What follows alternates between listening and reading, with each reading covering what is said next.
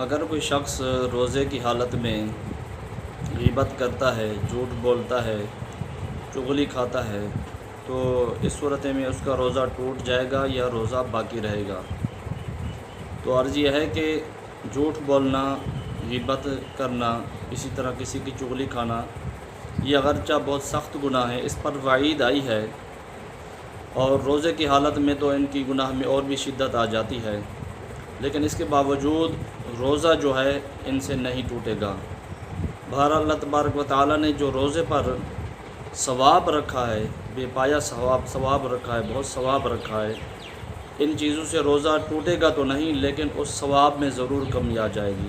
رسول اکرم صلی اللہ علیہ وآلہ وسلم نے فرمایا کہ اگر کوئی شخص روزہ رکھنے کے باوجود جھوٹ بولنے اور جھوٹ پر عمل کرنے سے نہیں رکتا تو اس کی اللہ تعالیٰ کو کوئی پرواہ نہیں ہے، چاہے وہ سارا دن بھوکا رہے یا پیاسا رہے۔ تو اس سے پتہ چلتا ہے کہ اگرچہ جھوٹ بولنے، غیبت کرنے، اسی طرح کسی کی چغلی کھانے سے روزہ ٹوٹتا نہیں، لیکن روزے کے ثواب میں کمی ضرور آ جاتی ہے۔ تو ہمیں چاہیے کہ اگر ہم روزے سے پورا ثواب لینا چاہتے ہیں، اللہ تبارک و تعالیٰ نے ہمارے لیے روزے میں جو ثواب رکھا ہے، اگر ہم وہ پورا ثواب حاصل کرنا چاہتے ہیں تو ہمیں روزے کی حالت میں